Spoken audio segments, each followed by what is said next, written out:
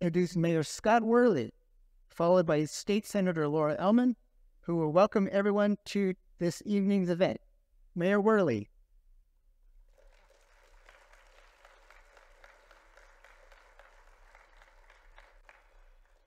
Well, good evening, and thank you for hosting this great event here in Naperville. Nest is a great organization in our community, and we appreciate your continued efforts to do everything you do in our community. We appreciate the collaboration between the city and our sustainability work plan. And just like with any community-wide conversation, we aim to be active listeners and take in information from our residents, our businesses, and community partners. So it's events like this that are very, very important to us, and we're glad you're here. In the last several years, our community has taken positive steps to enhance sustainability.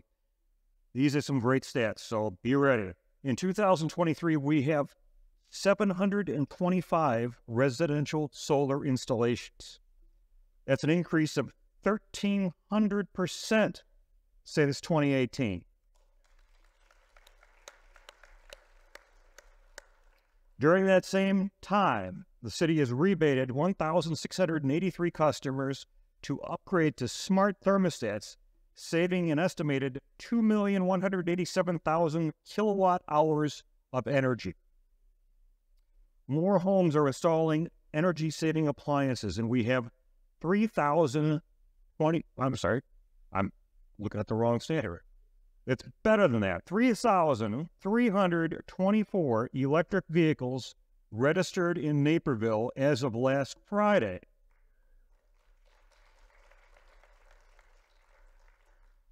Interestingly enough, our adoption rate of EVs is over 2.5% more, or I'm sorry, 2.5 times more than any other city in Illinois. It's an amazing statistic. And if you talk to our friends over at Tesla over on the border of our city on the other side of Naperville, we'll call it Naperville East, they have some amazing statistics saying that their adoption rate and numbers in Naperville are some of the highest in the country for all of Tesla. So some really, really amazing statistics out there and focused on Naperville, Illinois. All of these things are building a more resilient and an environmentally friendly Naperville. So there's a lot more work to do. We're excited about it. We've got our sustainability folks here. We've got the head of our electric utility here. We've got some city council folks here. And that's why I've got to go through a couple of rules of engagement here. This is a forum that's open to the community. And due to the attendance of members of the city council, we're subject to Open Meetings Act. Okay, Open Meetings Act rules require official meeting notices. This is a state law that we have to abide by. And I want to go through the rules of engagement when it comes to having an event like this, that because we're not an official public meeting and we have elected officials present, there's certain things that we cannot do as elected officials. So please be patient, listen to what I have to say here, and we'll keep all of our elected officials out of trouble, okay? First, to be clear, this is not a meeting of the city council or any public body. This is a meeting organized by Nest, a private organization to share information. Nothing said here is a discussion by the city council or any public body. No action on behalf of the city council or any public body will be decided at this meeting. Because of the attendance of the public officials, members of a public body in attendance may not participate in any group discussion. They must limit themselves to only listening and observing this meeting. For example, city council members may not communally share any questions, answers, or engage in any discussions as part of this meeting. Please respect these legal limitations set by the state of Illinois and realize that the public official silence at this meeting is not indicative of any support or opposition to any particular opinion, but rather it's indicative of compliance with the State of Illinois Open Meetings Act. We believe in true transparency, and we want to abide by those laws. And with that, I'm going to turn things over to State Senator Laura Ellman. Thank you very much. Welcome, everybody. My name is Laura Ellman, and I'm really excited about tonight. I think we're going to hear from a lot of people from the community, and I am just hold on a second. Let me take a step back. Wow. The fact that there are so many people here is pretty exciting, and it brings me hope, and it reminds me of how this community in particular, in addition to all of the statistics that you just read off, and in addition to Ashfaq's great efforts to make sure that we're all here, we are an engaged and caring and informed community. We care, we're smart, and we are dedicated to action, and it shows. I have the distinct pleasure of introducing our next speaker. Her name is Anyas Story. She is a Mateo Valley senior. She is she's a member of the Echo Club. I'm sorry, I can't speak. Echo Club at Mateo, and she's also the news producer. And she is the producer of the video we're about to see. Thank you.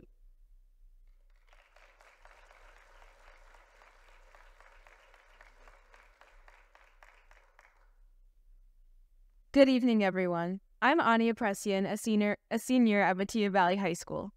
The environment is always something that I've cared deeply about. I held funerals for honeybees because I grieved their loss so strongly.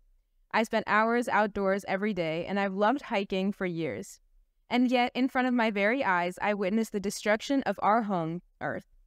The beautiful lake shores of my home country, Armenia, were polluted by tons of trash. Summers became too unbearably hot to spend hours outside, and every season seemed to bring a new extreme weather event with it. But alongside this deterioration, I saw stagnation.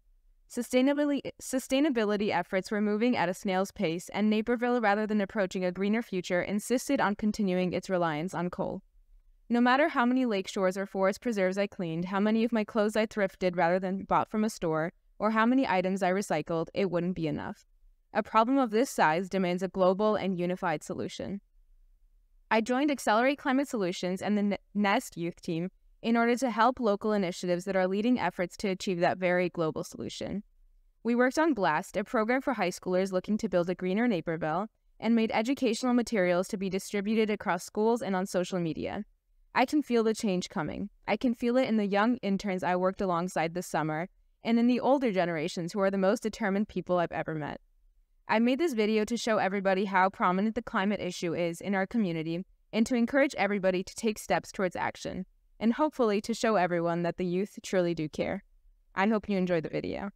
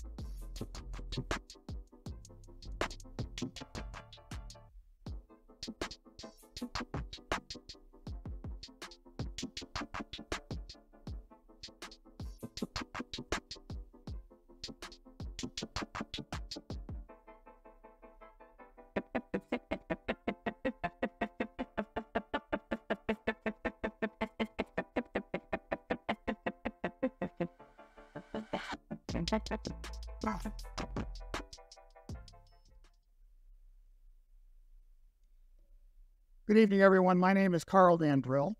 I am the co-chair of NEST, working with my partner, Kathy Clarkin, who will be up here in a little bit. And in my talk today, we'll be talking about, an introduction for our evening today talking about the agenda, but I want to set right up front the attitude that we want to take with this discussion, that we are here to work in collaboration. It's really important to know that this is not anything about something we currently disagree with Naperville, other than maybe our current state of how we use coal power. But we're shooting for the future, and that's really what I'd like to tee up for us here today. So what is NEST? Let's start there. We are a multi-dimensional group. We have 5 teams that work in waste and in buildings and in our natural environment, in transportation, and also in energy. And that's what we're talking about here tonight.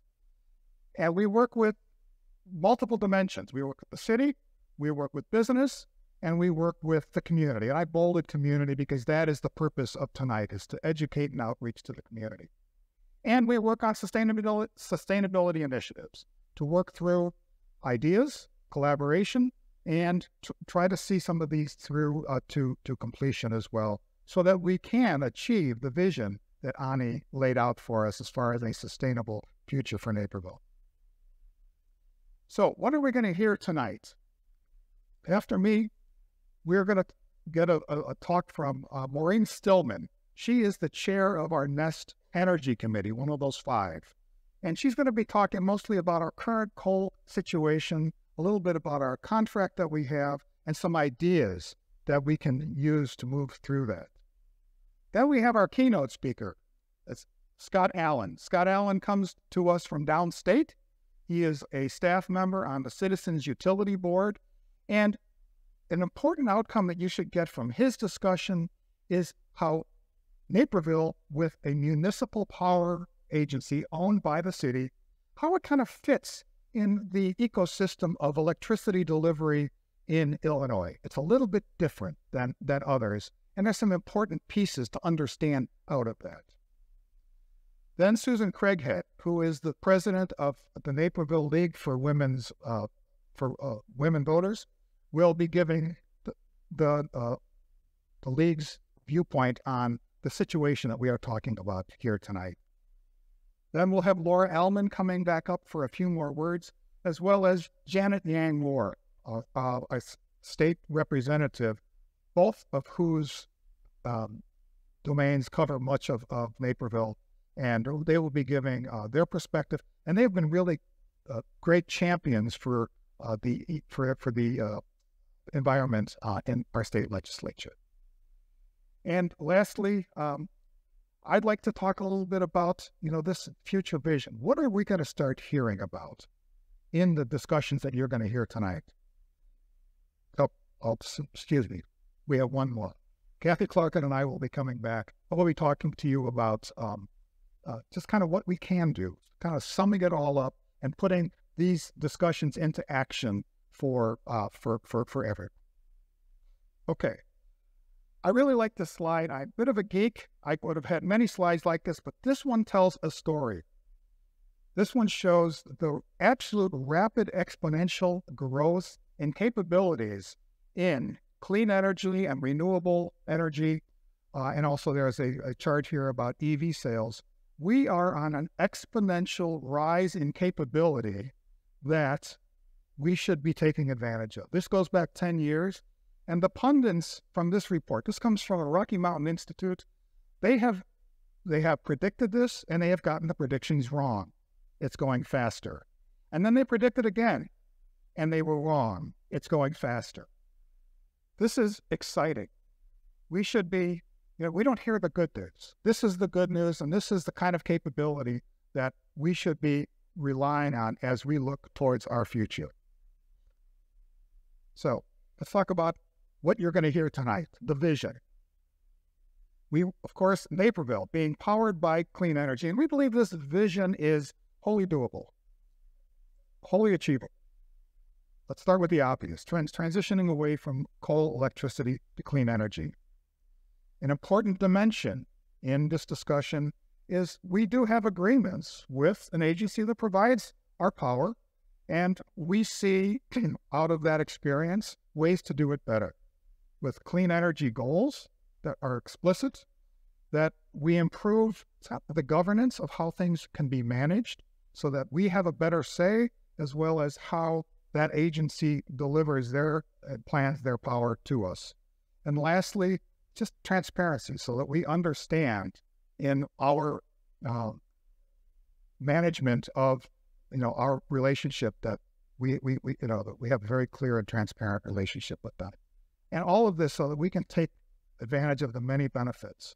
One of the things that RMI report demonstrated also is that the costs of clean energy keep dropping, and that the costs of what we currently do keep rising, and that in so many instances, clean energy is actually cheaper. Okay? And there are ways to shave the costs and get the economic benefits, quality of life, environmental benefits, and also to correct some social inequities for those who don't have access to the ability to participate in this new clean economy. As important as to the what we want to do, it's how we want to do it. This is almost more important.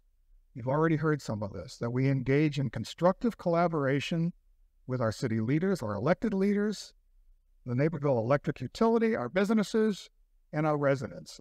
We don't have the vision in place yet. We can work together towards that vision, and that's a really important dynamic here. And that we work towards that unified vision, that we commit to some clear goals. And let's be clear, this is not easy necessarily. We have to have a rational transition plan. We agree to that. Let's make that part of the effort. And through the entire process, we demonstrate openness and transparency through meetings like this, through public forums, and through ongoing dialogue. Okay, I'm going to get out of the way, and bring up next Maureen Stillman.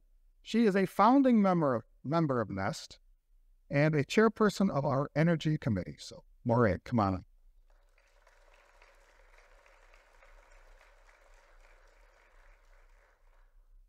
in. Oh, I hit the wrong button, sorry. There, okay, sir. Yeah. Okay, thank you. I'm going to talk tonight about the source of our energy supply and the vision going forward. So Naperville Electric, our electric utility produces the vast amount of our carbon pollution. Those are also called greenhouse gas emissions. You can see from the chart that 55% is generated by our electric utility. Next is 25% from vehicles, non-electric, of course, and then natural gas is last. So you can see that the 55% is by far the highest. Our electricity comes from the IMEA, which is the Illinois Municipal Electric Agency. In 2022, the total cost for our electricity was $105 million, and we purchased 1.3 million megawatt hours. The contract was signed with IMEA in 2007, and it ends in 2035. This contract requires us to buy all of our electricity from the IMEA. In early 2024, the IMEA will request the City Council to sign a 10 to 15-year contract extension. Given our $105 million a year cost, the value of this contract extension is going to exceed $1 billion or as high as $1.5 billion. So this is a serious amount of money. The next thing we want to look at is how do we measure? How are we measuring the impact on our environment? What is the mix of energy sources about? And how do we get those numbers? So first we look at clean energy. This is energy that's produced that has zero carbon emitted. And these are things like renewables, wind and solar, nuclear, and hydro. In contrast to that, we have fossil fuels. These are the high carbon emitters. Coal is the highest by far, followed by natural gas. Now we can take a look at the sources of U.S. electricity from 2023 in this pie chart. We see that there's 22% renewable energy and 18% nuclear, which adds up to 40% clean energy for the U.S. as a whole. There's also 20% coal, which is our high carbon emitter, and then 41% other fossil fuels. So in contrast to that, we want to take a look at our INEA energy source mix. And what we see is 78% of that is coal, 1% is hydro, and 10% is renewable energy, meaning that we had an 11% clean energy footprint. And then 10% comes from short-term market purchases.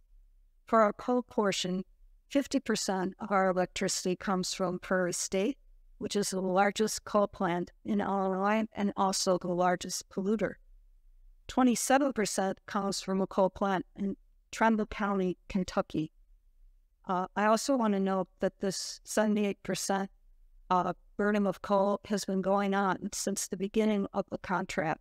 So this is more than a decade of coal burning. And also we are owners of both Prairie State and Trumbull County coal plants. That has legal implications. So there are many issues with burning coal for electricity. The biggest is that coal releases the most carbon into the atmosphere, which is what causes global warming. Prairie State emits 13 million tons of carbon dioxide per year, and it's the top 10 polluter in the United States. Also, burning coal emits sulfur dioxide, nitrogen oxides, particulate matter, and mercury into the atmosphere, and this causes both heart and lung disease. Coal ash is a byproduct of burning all this coal, and it contains heavy metals, specifically arsenic, lead, and mercury. Disposal of this is very difficult, and Prairie State has developed a coal ash pond that's over 1 square mile, and they're adding to it every year 2.3 million cubic yards of coal ash. So I wanted to share with you this picture. So you can see on the right-hand side, there's the smokestack, which is sending out the emissions of the nitrous oxide, etc. And then in the left back, you see a square, a rectangle. That is the square mile of coal ash. Now I want to take a look at two different mixes of energy. On the left, I have an example from unincorporated Naperville. This is an energy mix that's provided by Spark Energy.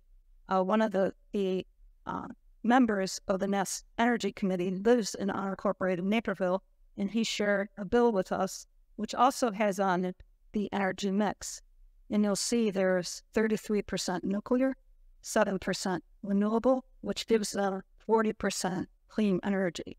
Then on the bottom, there's 18% coal and 42% natural gas. So that is a total footprint of 40% clean energy. This unincorporated Naperville is our friends and our neighbors. Naperville Country Club is in unincorporated Naperville. It's just a mile from downtown. Steeple Run is also unincorporated, along with the Steeple Run Elementary School. So our friends and neighbors are actually getting cleaner energy than we are in the incorporated Naperville city limits. So you can compare with the chart on the right. I wanted to share with you an example of a city that decided that they had too much coal. They were at 45%, which at the time was the average for cities in the United States. So in 2016, they said, okay, let's make a plan to reduce this coal and replace it with renewables. So the plan was drawn up, and by the year in 2018, they started the process, and by the year 2020, they had reduced their coal from 45% to 23%. And at the same time, the renewables went up from 30% to 45%. And what was most striking about this example is that their rates remained the same, and their reliability statistics were the same. So these people in Springfield, Missouri, they're very proud of their electric utility, and they're continuing to work on our mix. So I wanted to make the point from showing you that example, that transition to clean energy is a process, which it will be for us as well. We know that we can't convert to clean energy or to 100% clean energy overnight. This process requires incremental planning, and what we need are energy vendors that commit to clean energy goals. Planning, goals, and energy source mixes must be shared with the public on a regular basis in order to show progress. So this is part of the accountability and transparency side. So Illinois, the State House and the House of Representatives passed a bill called the Illinois Clean Energy Jobs Act, which mandates that Prairie State, our biggest coal supplier, reduce carbon pollution 45% by the year 2035. The idea that Prairie State wants to use is something called carbon coal capture. This is a technology that extracts carbon from a coal burning process and stores it into the ground, which you can see in the picture on the left. Prairie State is planning to implement this to reduce carbon. However, its cost, they haven't started it yet. Right now, they're looking for investors. The cost is projected to be $2 billion, and it costs $174 million a year to operate. However, Prairie State has said that this technology was experimental, and they wrote a letter to the EPA acknowledging that a 90% capture rate required by the EPA is unrealistic because this technology is not adequately demonstrated. And we're going to show you an example of that in the next slide. So there's only one plant in the United States that's currently developed this technology and implemented for coal. It's important to note it's just for coal. Using this carbon capture, it's called Petronova, and it's in Texas. The cost for them was $1 billion. It began operating in 2017. It was a commercial failure, so it was closed 3 years later in 2020. Now, there are a number of different reasons why it commercially failed, but one of the biggest ones was that it was plagued with outages and operational difficulties. It was out for 367 days over the 3 years of its lifetime. And just so you understand, the way carbon capture works is that if that part of the plant is not operating, you don't capture any carbon. Therefore, you don't get any revenue. Your money is completely determined by capturing that carbon and putting it into the ground. So you get dollars based on the amount. So any day it's shut, that's zero. So that's why, in terms of making money, it was so significant that they had that many outages.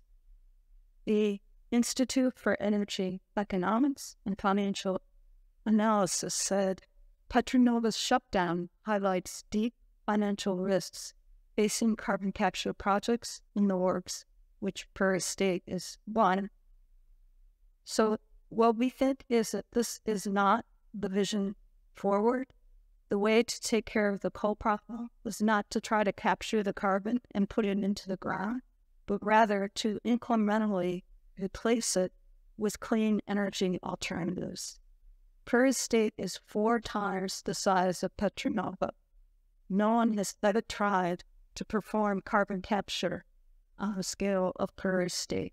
So this is very experimental in our minds. We believe it's too risky, too experimental, and too expensive. So Yuri Severance, he's EVP of Technology and Chief Technology Officer at Shell Oil. He has said that energy has shifted from being a geological industry to being a technological industry. And we all know that technology moves very rapidly. and is always changing. We see new nuclear ideas in terms of small modular reactors. We see new utility-scale battery storage technologies. This will enhance reliability of the grid. We see new utility aggregators emerging. They're going to provide clean energy solutions. And most exciting is that there are investments in the grid by independent system operators like PJM, and that is actually this is the big grid, right? Our utility operator or grid operator.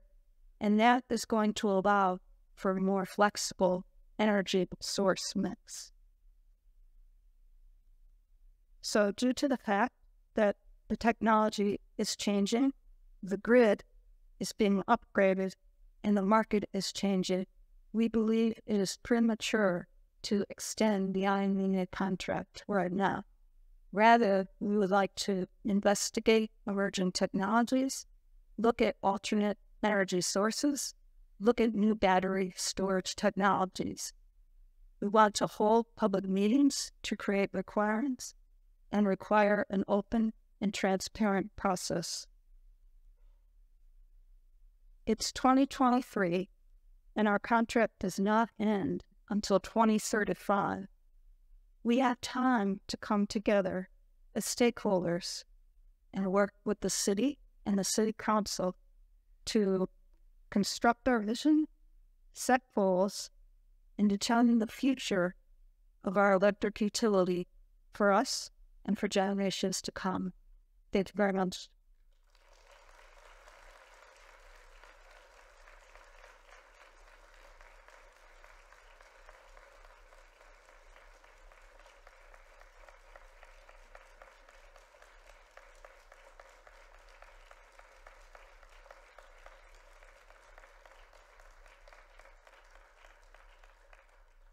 Thank you. I really appreciate that.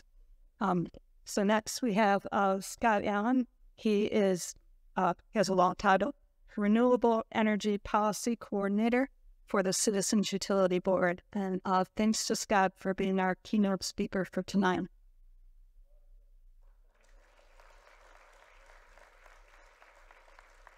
And it's hard to get up here and say that upset people. This isn't easy to talk about sometimes, but I hear people like Ani, where she went, that gives me the courage to talk about things that upset people sometimes. And Mayor Worley, you set a tone for this of hope, I think. And Naperville is a beautiful place, beautiful people here. I took a walk around today, and there's a lot of hope. I talked to a lot of city councils, I talked to a lot of people like you, and I got a lot of hope from Naperville tonight. So thank you for leading us off that way. And Senator Ellman, Representative Young, these women are two champions for this fight. They have been for a very long time. Thank you for being in it.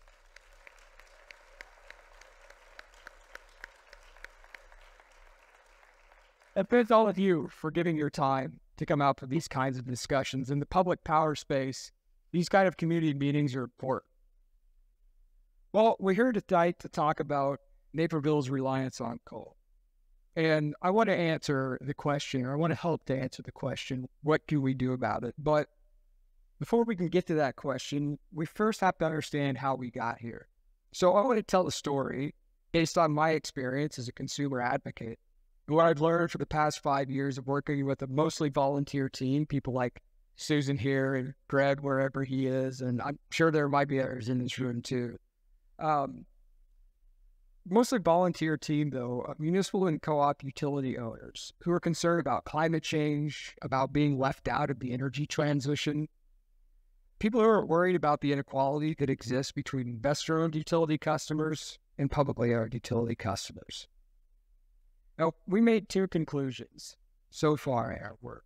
First is that whoever controls power supply decisions determines the future of a utility. The second is that limits on transparency and democratic input have allowed those in control to make decisions counter to the public interest. Now, we expected that publicly owned utilities would allow democratic input into the decision-making process, but what we found is that democratic input on these decisions have diminished to a point of insignificance. So that's our theory. And the outcomes that we want to achieve is restoring the public's voice to the decision-making process. And Naperville is the state's largest municipal utility and is in a unique position to lead the way to that change. And I think, Mayor Worley, you laid out that Naperville is committed to that. So my name is Scott Allen, and I do work for the Citizens Utility Board. CUB is a not-for-profit utility watchdog and consumer advocacy organization. We were started with the 1983 Citizens Utility Board Act. And the opening paragraph of that act lays out our mission statement. But I've been at CUB for about 10 years, and that's long enough to have spoken in front of many city councils, although we're not speaking to city council tonight. But I've heard more than a few times that CUB has no business speaking publicly to these issues because public utilities are not regulated by the Commerce Commission. But I point out that the CUB Act, there's no period after Illinois Commerce Commission. City councils are public bodies, and we're members of the public. But it's helpful for me to get that out of the way at the top of these discussions, otherwise it becomes a distraction. We got a lot to cover, and I will do my best to make this easy to understand, and I hope that this is the first of many conversations. Hope you saw that fast. So the first step in understanding how we got here is to take a look at how utilities are structured in Illinois. There are three types: investor-owned, municipally owned, and cooperatively owned. Investor-owned utilities like ComEd are regulated by the Commerce Commission. They're guaranteed a very generous rate of profit, but in order to earn their maximum, they have to do things that the Commerce Commission tells them to do. For example, if we want ComEd to reduce the amount of electricity it sells to its customers, we can write a law that says, reduce the amount of electricity that it delivers to its customers. We're a customer. So if they do that well, they get to maximize their profit. If they don't do it well, they get a lower rate of return. And another important feature of an investor-owned utility in this state is that they are not allowed to own generation assets. They are distribution-only utilities, and they make their money by delivering electricity to customers. But publicly owned utilities, on the other hand, are not regulated by the state. City councils and co-op boards have absolute authority over their utilities.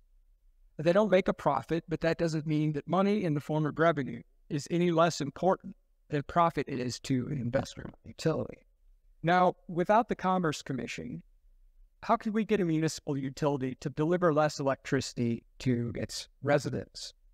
Well, in theory, it's as simple as making demands to city council. Then the council works with the utility department to make a plan. And this is the foundational principle of a publicly owned utility: direct democratic input. We don't need regulation, the theory goes, because one, there's no profit motive. Two, local control makes it easier to meet local needs. And three, if change is needed, constituents can elect new decision makers. But in practice, it's a little more complicated. Unlike investor-owned utilities, municipal and co-op utilities are allowed to own generation assets. The problem with owning generation assets, though, is that it's extremely expensive and requires a lot of expertise. So making, buying, and selling electricity is very complicated, and it's becoming more complicated as the grid gets smarter. And as we live in a world that can no longer tolerate endless growth, we have other priorities: public health and sustainability and climate change. So for these reasons, most of the state's municipal and co-op utilities got out of the power generation business, which meant that they had to find another way to get electricity for their residents. And that brings us to the joint action. I give credit to Dr. Carvelis for making this slide. I could never put something like this together. I don't know if you're here, Dr. Carvelis, but thank you.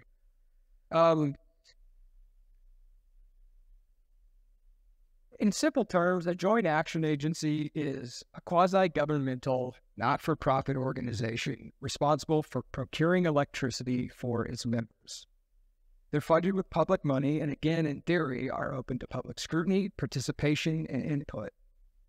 And because it's relevant to our discussion tonight, as Maureen established, we're going to be talking about the IMEA, but there are other entities like IMEA in this state. So remember a minute ago, though, when I said the power supply, who has control over it, is the most important piece of our puzzle in figuring out how we got to where we are?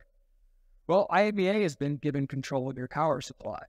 And each of IMEA's 32 members have signed multi-year contracts with the agency requiring your cities to buy 100% of their electricity from IMEA.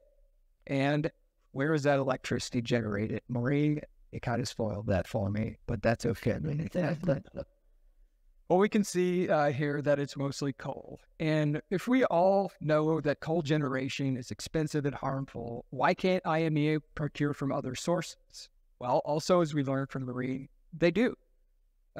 They buy from the market, they do renewable procurements, but 78% comes from coal generation. And that is a plant, those plants are owned by you, the people. Unless the owners of these plants make a plan to ramp down and close them, IMEA is going to continue to procure power from them. In other words, you have a long-term obligation to buy coal-fired electricity. And in the 21st century, signing a long-term contract for coal power doesn't make sense. And worse yet, we won't get into it, but taking ownership of a coal plant doesn't make a lot of sense these days either. So by comparison, let's look at how most of the people in Illinois get their electricity. For any ComEd or Ameren customer who doesn't want to buy electricity for themselves from a retail electric supplier, the state of Illinois procures it for them. The IPA's mission is, quote, the procurement of reliable, efficient, equitable, and cost-effective electricity for residents and businesses in an ethical and objective manner, insulated from improper influence. But what do they mean by efficient, equitable, cost-effective, objective, etc.? Well, we don't have to guess, because the law tells us that the IPA's job is to ensure that clean energy is built and procured for the people of Illinois. What it doesn't mean is that the IPA should make long-term contracts with coal and gas generators. Every year, we add more renewable energy to the grid. And the IPA doesn't want to be tied to expensive, unreliable, unethical electricity generation. And besides that, we have climate, health, and consumer protections goals in this state, all secured through the democratic process, the legislative process. So does that mean that all of the electricity the IPA procures is from renewables? No. It means that the IPA is required to plan a transition away from fossil fuels. And planning and preparedness are the critical points here. And ask yourselves as utility owners, have you ever been consulted about your priorities in a procurement process? Okay, well, that was rhetorical, but thanks for that. So the point of that little detour was just to illustrate that there are better, more democratically informed ways to get power, and we don't have to settle for the status quo. We'll take a closer look at how the rest of the state is transitioning, but first we need to finish exploring how we got here. So now that we know that most of the state's publicly owned utilities have given away control of power supply to a joint action agency, and we know that those joint action agencies are ostensibly public entities, what's the problem? Can't we just have them act like the IPA? Can we not tell them to reprioritize and take public input on electricity procurement practices? Well, I think the answer is yes, but again, it's a little more complicated than that. In order to plan a transition away from fossil fuels and toward a more equitable, affordable, and reliable source of electricity, you have to know what you're dealing with. You need to know how much electricity you need from year to year. Is your load expected to rise or decline? How many renewables do we need to build? So how do we discover the answers to these questions? Well, most utilities and even municipal utilities in the country use what is called an integrated resource plan. You lay out your priorities, make an assessment of the energy world around you, and develop a number of scenarios that help you achieve those goals. But if you know for the next few decades where about 80% of your electricity is coming from, there's probably not much need to plan, right? Wrong. No, absolutely not. Of course we need a plan. We always need a plan, and we need to update that plan on a regular basis. And more importantly, we need that plan to be informed by the people who. So I hope I'm doing an adequate job of describing how important control over power supply is. Conceding half of your function as a utility has implications far beyond the environment. And along with control of power supply, municipal utilities have also outsourced expertise. Joint action agencies have set themselves up as the sole source of advice, making a wide range of policy recommendations that should otherwise be the job of your city council. So a couple of winters ago, I started getting a lot of calls from municipal utility owners from downstate wondering why their city council was suddenly adjusting the rate at which they compensate solar customers for what they generate. And so I talked to several city council people from several different cities, and I found out that the IMEA, through its lobbying wing, the IMUA, was recommending that rate to customers. It wasn't the city councils. They were coming in and saying, this is what you should be offering your customers. And all but one city, the city of Chatham, accepted that rate. Chatham did something a little bit better, according to their constituents. It was a little bit better. But the point is that the IMEA is seen as the sole trusted source of information for a lot of communities out there. And how do they maintain that grip on power supply and advice? It's mostly by controlling the flow of information they make public. They decide what's fit for public consumption and what isn't. Any decisions pertaining to power supply are made outside of public scrutiny. Now, sure, each member gets to send a representative to IMEA's board, but whether or not that representative, and I'm not talking about Naperville specifically, I'm talking about across its membership, but whether or not that member reports back to the city council and tells them how decisions were made is questionable. I've not yet heard a single case from any place in the state where an IMEA board member is asking the public how they feel about priorities, capital investments, transition, planning, etc. So, as Maureen pointed out, hundreds of millions of dollars of public money is spent on the generation and procurement of electricity every year. Yet, the public is not allowed to make an assessment of how these assets are performing year to year. Do you know how much it costs to operate and maintain the Prairie State Coal Plant, for example? The specific numbers? Probably not.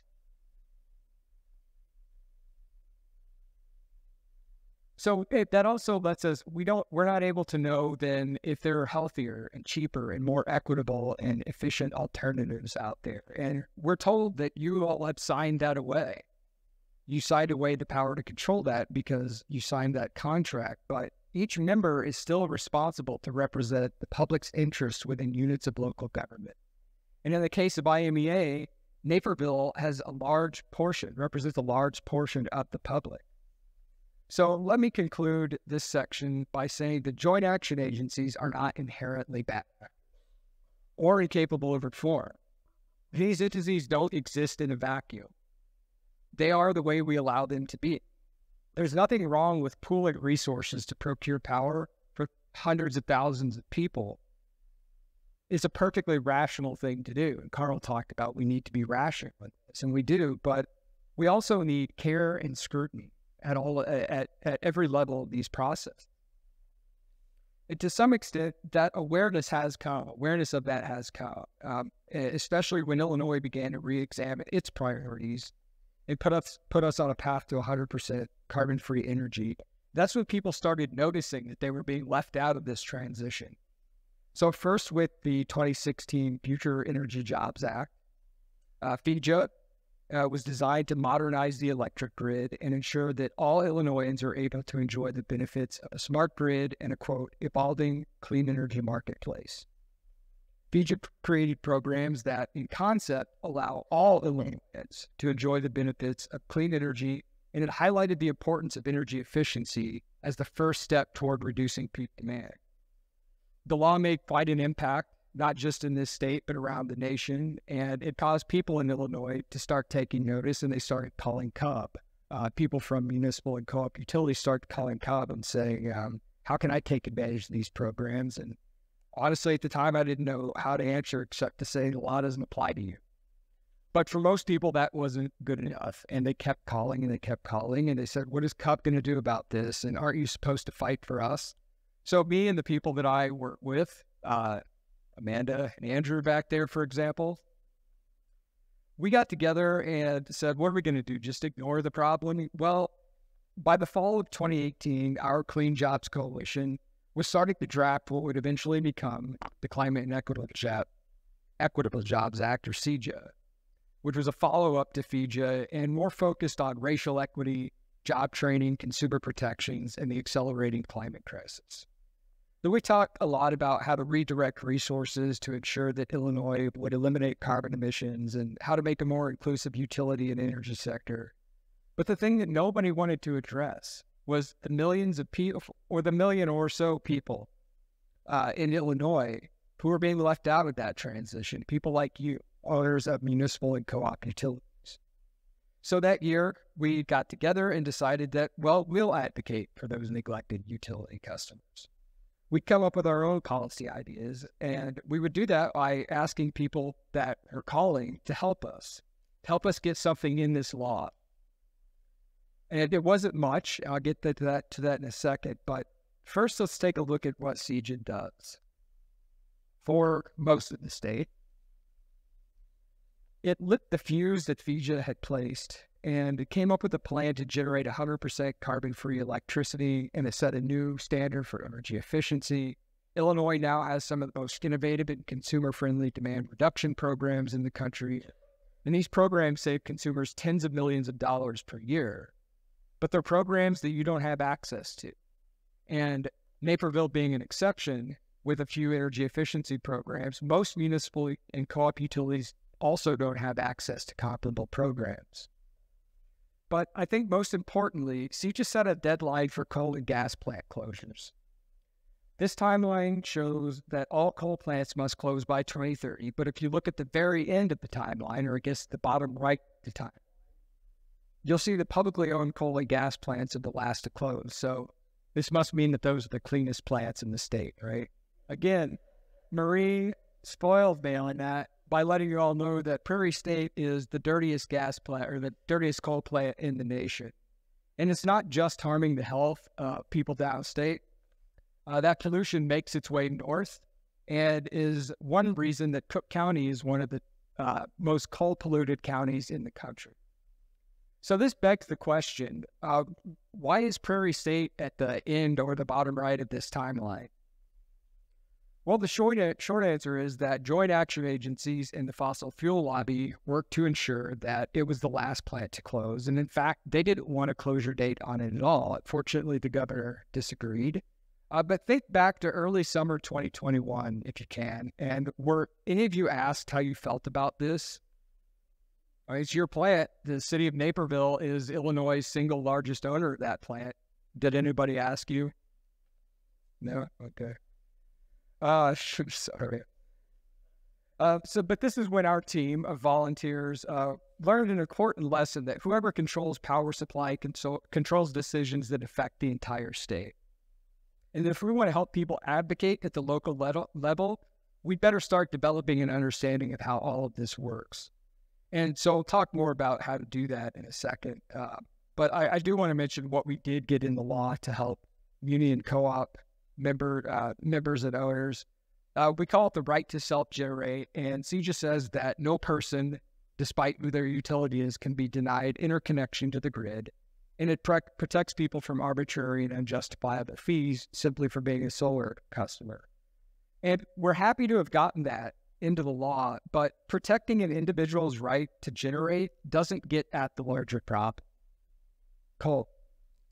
Even if every single person in every muni and co-op had the ability to install solar panels on his or her rooftop, it would do virtually nothing to eliminate coal from your energy portfolio.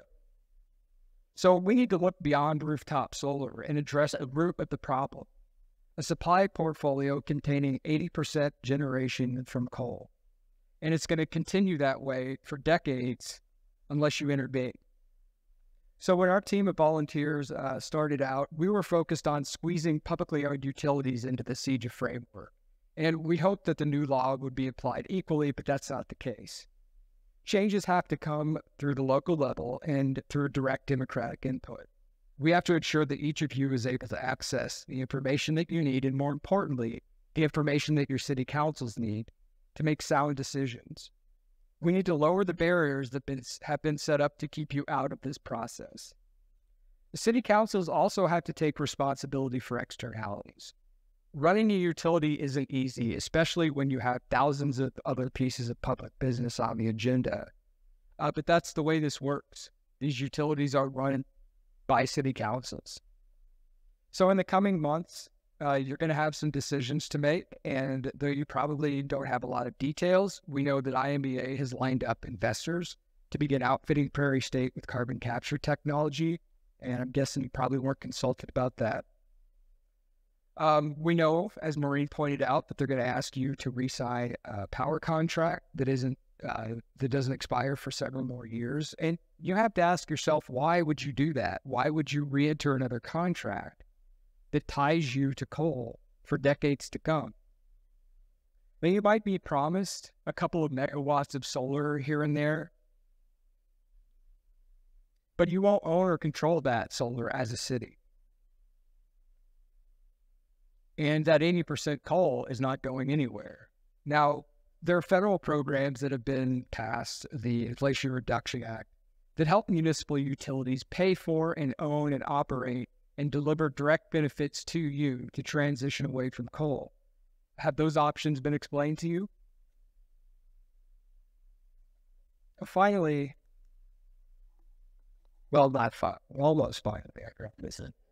So Naperville is by every metric the largest member of IMEA. And these graphs show that Naperville's capacity and energy consumption compared to the next 4 largest members. So this means that the people of Naperville have a disproportionate amount of power to determine the future of IMEA's coal portfolio. Hundreds of millions of your dollars prop this entire enterprise up. So that's a lot of positive change that can be made. But there's an ugly truth here too. Naperville owns a disproportionate amount of the horrible externalities of its coal plants. Polluted air, polluted ground, polluted water, strained resources. Your energy comes at a great cost to the health of people within and outside of your community. In 2021, we couldn't rally the political will to close Prairie State in time to meet what science tells us is the threshold for coal emissions. But that doesn't have to be the final word. So this is what you can do about it. Don't re-enter a contract that doesn't match your values. Demand laws that require transparency, integrated planning, and open participation. Demand public hearings on technology that will extend the life of these coal plants. Meet with each other, talk to your peers from around the state. Talk to your city councils. Get involved, vote, pressure, demand inclusion, but don't accept that you have no options. That's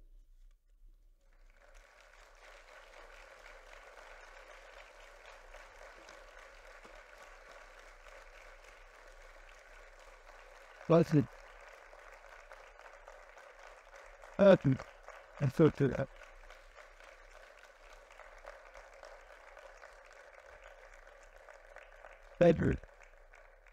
Thank you again. And Susan Craighead from League of Women Voters is next.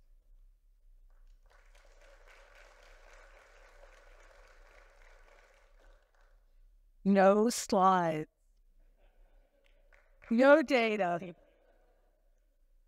But we've heard a lot about democracy and transparency. And I see a lot of voters out there, and I want you to think about that. The League has long held a position supporting the use of a variety of energy sources with emphasis on conserving energy and using energy-efficient technologies.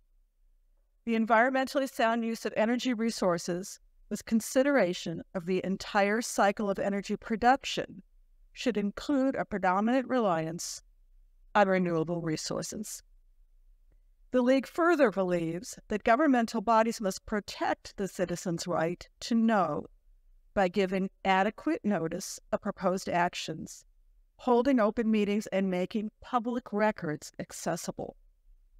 The League believes that public understanding and cooperation are essential to the responsible and responsive management of our nation's natural resources. The public has a right to know about pollution levels, dangers to health and the environment, and proposed resource management policies and options. Locally, the League of Women Voters of Naperville supports greater transparency and accountability for IMEA and supports an end to coal-powered energy in Naperville, along with the exploration of clean energy alternatives. We are pleased to be a part of this effort tonight to advocate for Naperville energy concerns and to educate voters about the source of their electricity and the continued reliance on fossil fuels and some resistance to clean energy initiatives. Now, I would like to introduce our elected officials, Senator Laura Ellman and Representative Janet Yang Rohr. They will be followed by Kathy Clarkin, co-chair of NEST and executive director of Accelerate Climate Solutions.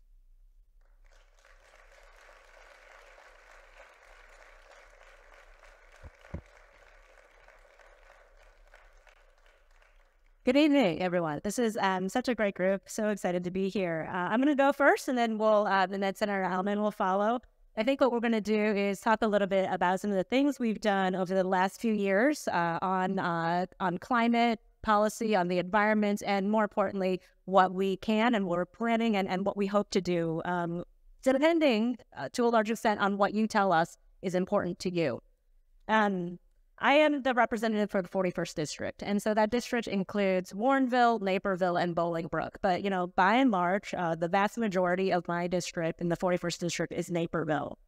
Not to put too fine a point on it, but I want to make sure people know Naperville, very, very unique in many different ways, in many good ways. In energy policy, yeah, it's not so good. Naperville is different because, as you can see, we own not one, but two coal plants. Let me tell you, we own two coal plants. We own a coal mine in downstate Illinois. You know, when you look at the breakout of electricity sources and the power sources that fuel Naperville, you know, when you add those short-term contracts, we are getting 90% of our energy, of our electricity from coal. The rest of Illinois, just so you know, is 30%. So it's just, we're completely different when we look at Naperville versus the rest of Illinois. And so that's why, that's a big part of why I'm here today. When I was first in office in 2021, because of that position, because, you know, so much of my district is Naperville, I had a very unique front row seat at the negotiation table, along with Senator Ellman. So grateful to her as a newbie, having Senator Ellman as my resource. And we, because I think a lot of our work, we were able to really make sure that Naperville's voice was there at the negotiation table for the Climate Equitable Jobs Act for SPEJA. And I want to also thank our city manager, Doug Krieger, and our director of electricity and our electric utility, Brian Grove, for all the work that they did in making sure that we could find a middle ground when it came to how we're going to deal with CEJA. CEJA, for those who don't know, is nation-leading legislation. By 2050, Illinois will be on 100% clean energy. By 2045, we're going to be on 100% carbon-free energy. So I think with CEJA, we absolutely set a foundation for work. But I think what you're hearing here today is, now's the next step. What are we going to do next? Because IMEA is asking for contract renewals. They're asking for it for next year. Senator Ellman and I are working on legislation to make sure that our city council, that our community, that they have the transparency that you all need to make those decisions. We're working on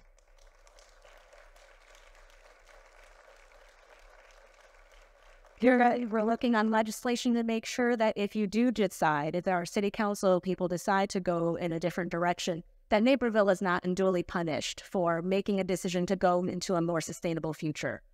But I think what we can do is create those tools. We can create those tools legislatively to help Naperville move to a more sustainable future. But I think what you need to do as our community members is to let our city council people know that this is something that you care about. I cannot tell you the number of times, all the doors I've knocked when I start talking about the environment. Did you know that we own a coal plant? Did you know that 90% of our energy comes from coal? Almost no one knows this.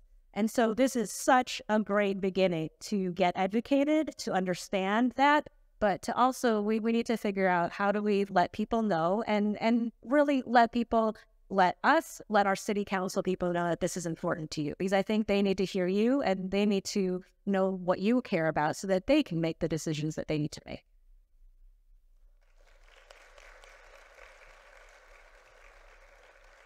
Thank you. When CG was first being talked about, I was a freshman senator. And at the time, I knew very little about energy. So I did what I could to learn about PJM, to learn about energy markets, to learn about generation, to learn about the grid. And I would talk to environmental advocates. I would talk to people in industry. I would talk to people from agencies like IPA and ICC, and even the Attorney General's office. But I also talked to, was actually a fellow alum from the school I went to, and I don't know how, probably through LinkedIn, he said, municipal utility, this is something special. This is something where citizens can help form the vision for what that utility is. This is it can be a way to experiment, to innovate, and to create new models of how we serve our communities. And that kind of stuck with me. And now, well, guess what? Here we are. And what we have here, first of all, let me say I was kind of blown away. I did not know we were 55% of IMEA. I thought we were just a third. And think about this, just a little factoid. We're 55% or a third of IMEA's customer base. We are their members. We are 55% of that load. But we only have 1/30 of the voice. As we go forward, we've got to think, we're unique, we're a wonderful gem, but we are a nice piece of business to get from somebody who might be responding to an RFP. And we will have more market power than we actually do during that process. We have very little market power under INF. So we have a gem. We have a great utility that focuses on resilience, tries to get, I'm not an electrician, and I don't really know how utilities manage to get all of the different pieces of electricity into the grid. They've got to balance solar panels and batteries and all of these other sources. And it takes hardware, transformers, anyway. But it's a gem. It is serious about delivering to us, and the customer, the electricity we need when we need it. Naperville is also a gem. We have got, that is an asset. We've got the opportunity, the asset of time. We saw the timeline for 2035. 2035 is when we have the chance to turn from what we're stuck with right now and come up with something better. Come up with something that we want. And, we might not know what that is yet, but we also have the asset of time. We can figure that out. This is 12 years in advance. Now, granted, we've got a lot of thinking to do and a lot of collaborating to do, but we have the time. We have got the utility. We've got the informed and caring public. And one of our greatest assets is our ability to inform and educate our neighbors. And we have the time to decide what we want to do with this asset that we have. So I want to just kind of reiterate, too, that during those CEJA discussions and negotiations, as I was learning and as I was talking, and I was trying to understand Prairie State, and I got all the facts about that, and I recognized that we had signed a contract back in 2007. Those were the Enron days when things were really volatile. You know, now is a different time. Now is a time where new innovation, this is a time where we're talking about batteries, we're talking about wind and solar. Oh, that's so passé. We're talking about new technologies informing and creating energy, SMRs, hydrogen. We've got a lot. This is a cusp of something that could be really, really exciting. This is not the days of Enron where markets were highly volatile. We can see, even with new technology, how prices are going to be going by fuel mix. We have those projections. We can be smart, we can be informed, and we can build the utility that we want. So I thank you very much. Oh, the music. And now, you'd like to introduce Kathy Clanton, everybody. Get it through.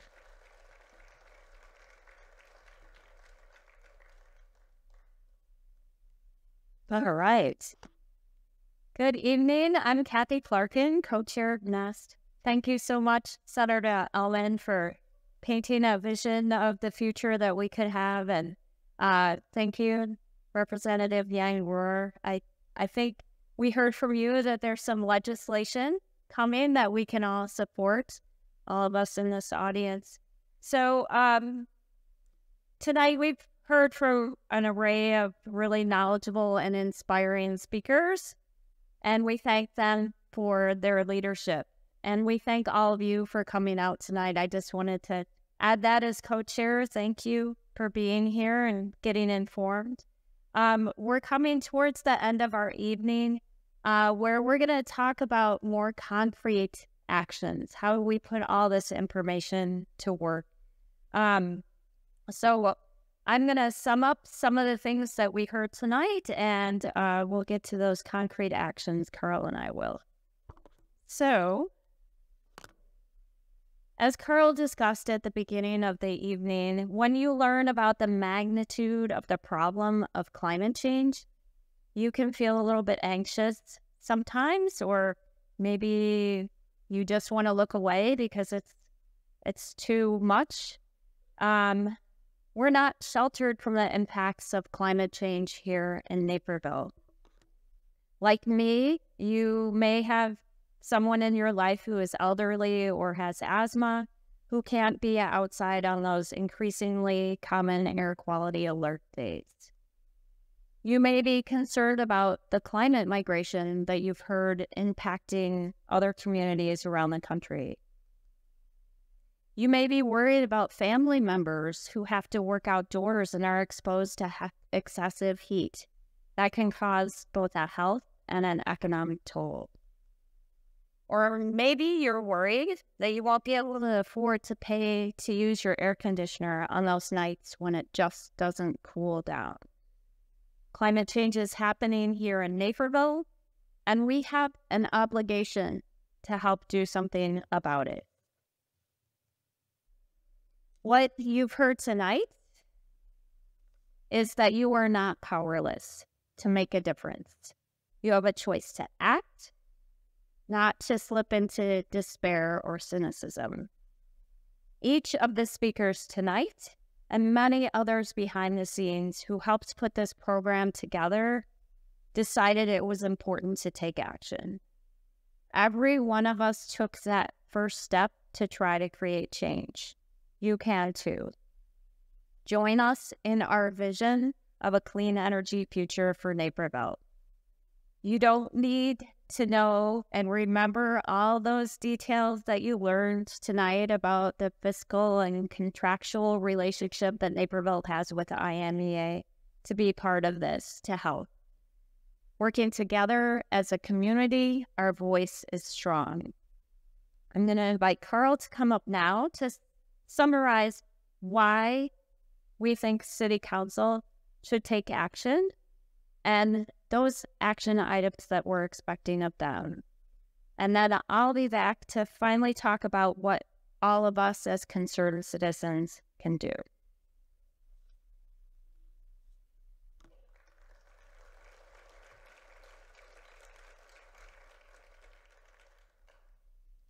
So first of all, now is the time for City Council to re-engage. As Scott mentioned, the intent is this is a democratic process, but we do have a fairly well-run electric utility here in Naperville, and maybe they don't think too much about it, but we have given the reasons why it is important now to re-engage. So, why should Naperville make a plan to get off coal? First, it'll protect our ratepayers. Clean energy is already cheaper than burning coal, with that cost gap expected to widen even further. Large-scale, unproven, experimental carbon capture at the Prairie State Coal Plant is likely a huge financial boondoggle. And part of protecting ratepayers is reducing our risk and liability. Burning coal presents environmental and health risks, which Naperville could potentially share the liability for. You've heard it causes elevated heart and lung disease. And what about that large coal ash pond? What will happen with that as well?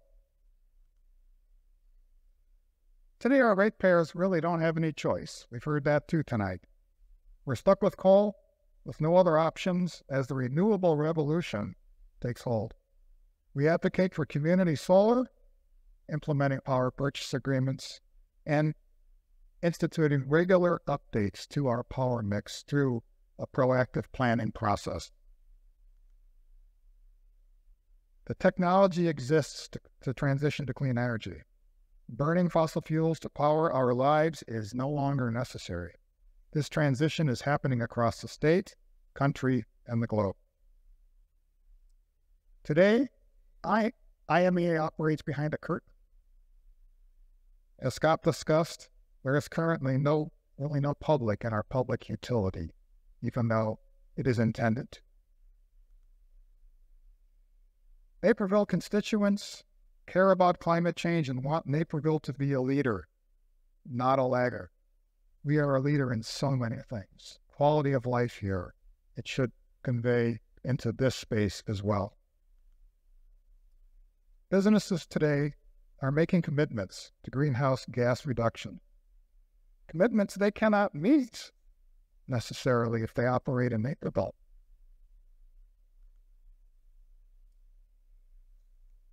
Naperville is the largest public utility in Illinois and the largest member of IMEA. The influence we exert with IMEA will go beyond just Naperville, making a difference for all members in Illinois. And lastly, our Naperville City Council has the power to eliminate millions of metric tons of carbon dioxide from entering the atmosphere. City Council members, you can tell your kids and grandkids that you made a big difference.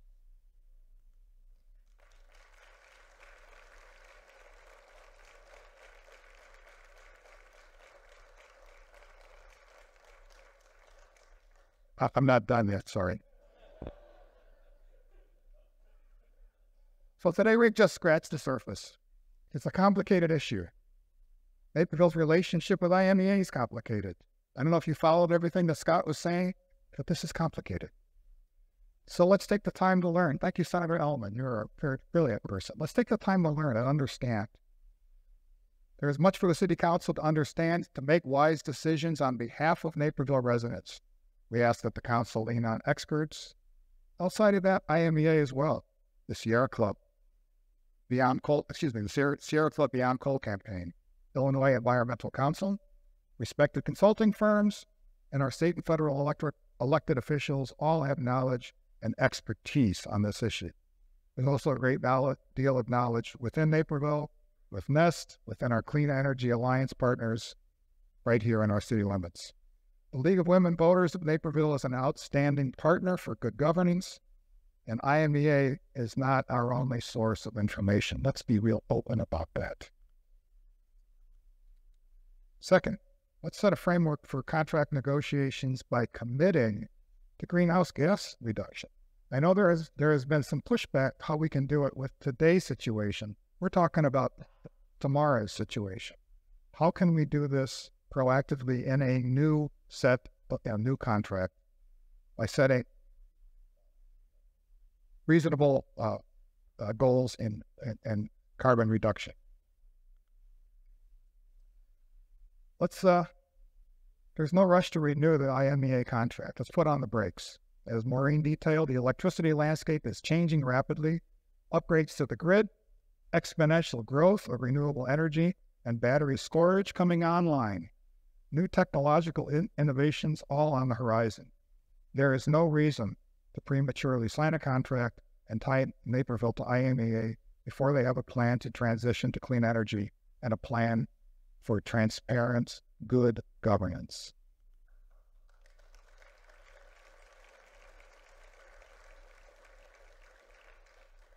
I can keep going. And you've also heard it. Let's make this an open process. Let's commit to regular public hearings. As our elected officials, you can see by the presence of all of you here tonight, the Naperville public cares about this issue and does not want to be left in the dark as our council considers the future of our electric supply.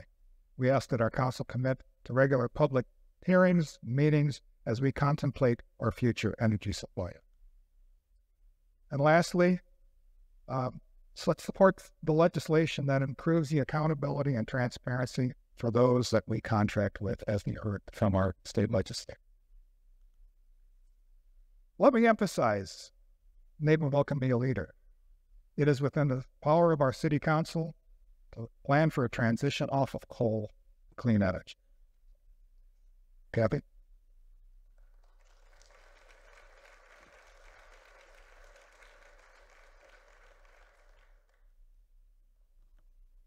All right, I see many familiar faces out there, so you probably know I like to quote Jane Goodall.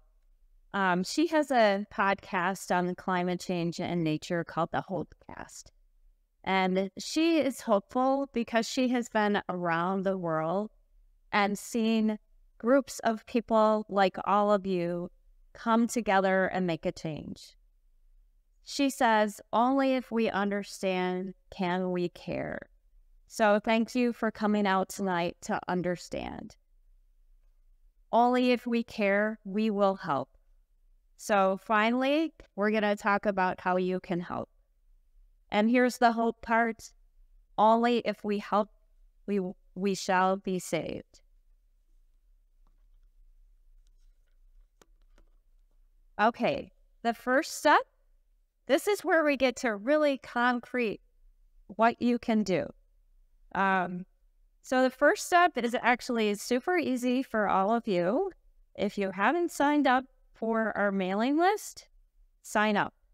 So we will have sign up as you exit tonight. You can also visit our website.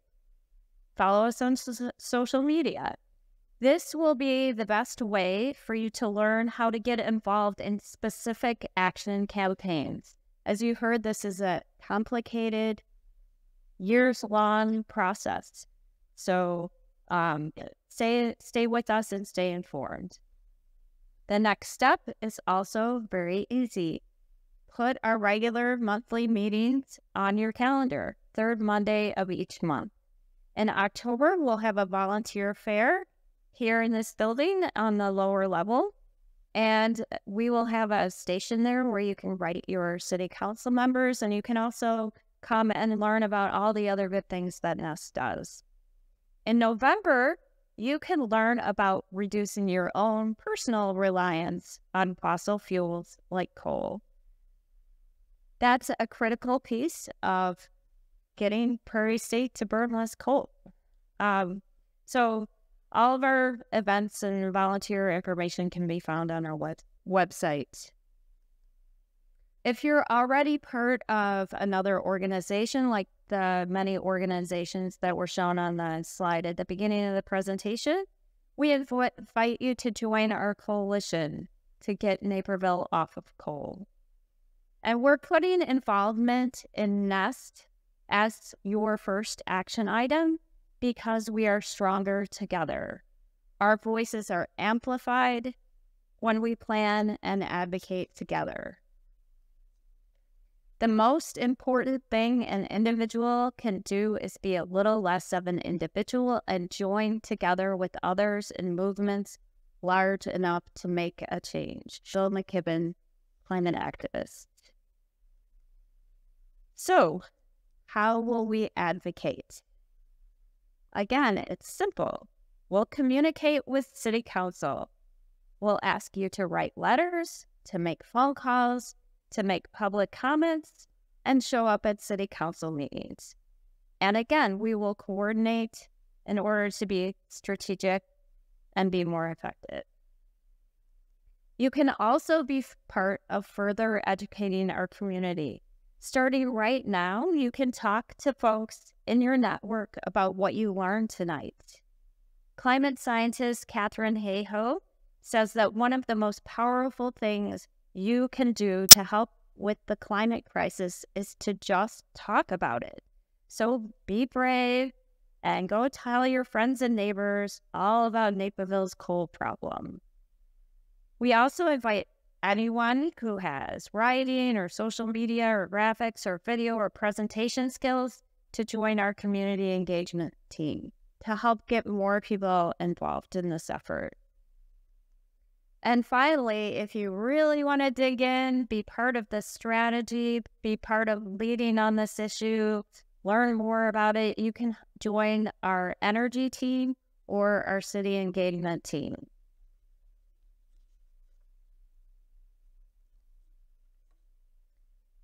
The IMEA contract ends 12 years from this month at the earliest.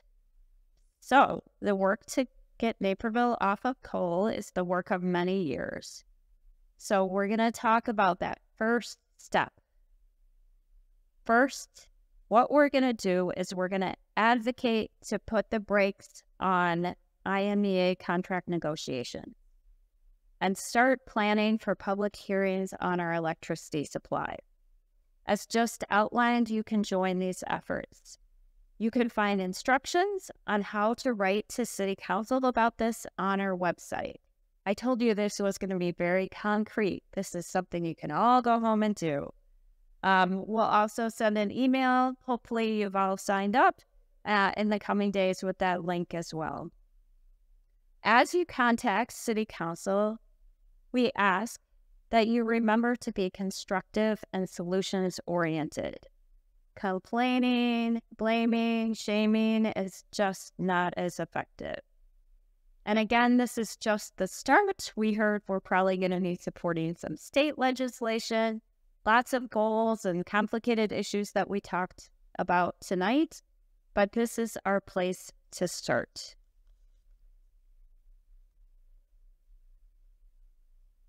Again, as we take these actions together, remember the 3 C's. We are a strong community, and our collective voice can make a difference. Working collaboratively with each other and with our policymakers will be most effective. And constructive problem solving will get the job done. As Ani's video at the beginning of the evening inspired me, we can make a change and we can make a difference.